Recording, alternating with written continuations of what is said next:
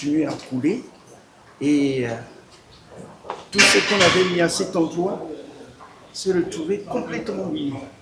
Et là, c'est l'eau qui traverse le béton. L'eau qui traverse le béton. Heureusement qu'on a été vigilants, donc on a pu sauver et on les a.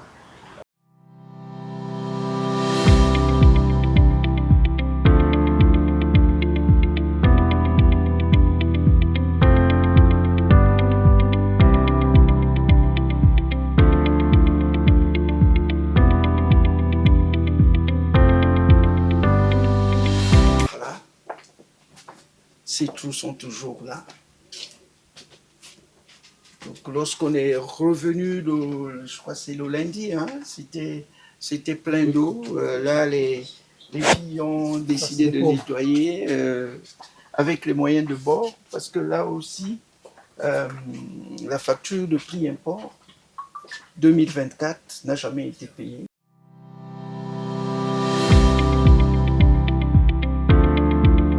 Dans nos magasins, nous ne pouvons pas nettoyer avec un balai. Parce qu'il ne faut pas que la poussière remonte. C'est l'ennemi du papier. Et avec des crottes de pigeons, ce n'est pas évident. Nous sommes limités financièrement, qu'on ne peut même pas se permettre d'acheter les produits appropriés.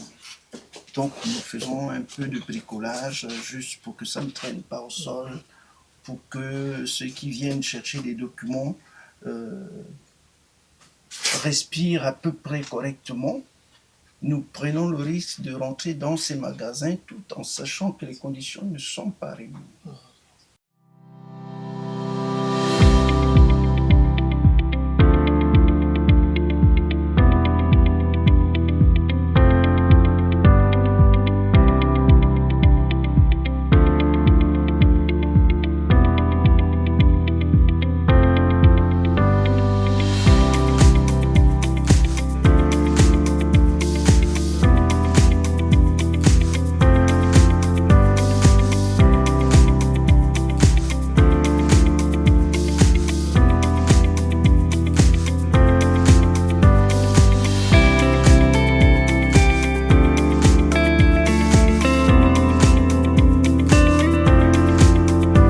L'état actuel est connu de tout le monde.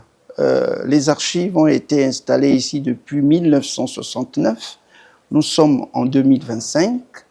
En 1969, c'était dit solution provisoire. En 2025, c'est le provisoire qui perdure. Ce que nous attendons, c'est le relogement ailleurs parce que plus aucune condition n'est respectée.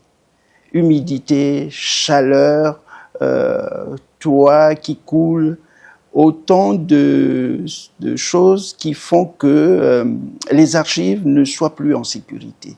Si nous voulons sauvegarder le patrimoine, il faut absolument enlever ce qui est encore possible d'enlever et le mettre en sécurité quelque part, surtout pour permettre aux équipes de travailler. Bon, les motivations sont de deux ordres. Le premier ordre, pour ceux qui me suivent depuis, je suis un passionné d'archives, parce que je les consulte beaucoup, pour connaître pas seulement l'histoire de mon pays, mais m'informer de façon à avoir une culture générale qui soit, on va dire, la plus appréciable possible.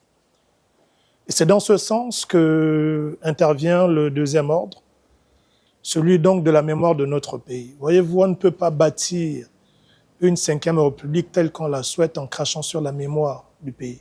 C'est de ce dont il est question. Parce que ici, nous sommes au cœur de la République. Toute République se bâtit à travers des textes, à travers de la documentation.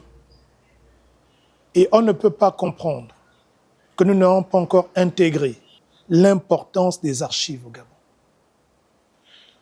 La situation de Mbagné, je pensais qu'elle avait suffisamment attiré notre attention. Quand le Gabon s'est retrouvé dans l'incapacité de produire l'original d'un document, je me suis dit qu'on avait tiré les enseignements qui en découlaient. Mais non. Non, parce que simplement, malgré les efforts visant à présenter la situation de ce bâtiment, malgré les interpellations solennelles publiques des membres du gouvernement, Malgré les engagements pris par ces derniers, nous constatons malheureusement que la situation n'a pas évolué.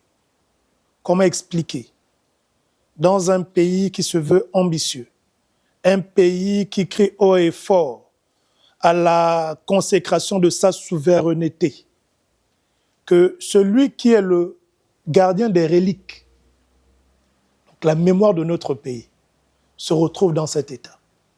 Quand vous allez dans les villages, les personnes les plus respectées, ce sont souvent ceux qui sont les gardiens des reliques, même dans les familles. Et on se bat dans la famille à donner les meilleurs moyens possibles à ces derniers pour qu'ils puissent convenablement remplir leur mission. Mais ce que nous constatons ici, malheureusement, c'est tout le contraire. De toutes les administrations, je suis sûr et certain, par rapport à leur importance, la Bibliothèque nationale et les Archives nationales est l'administration, je pense, je puis me tromper, la moins bien nantie.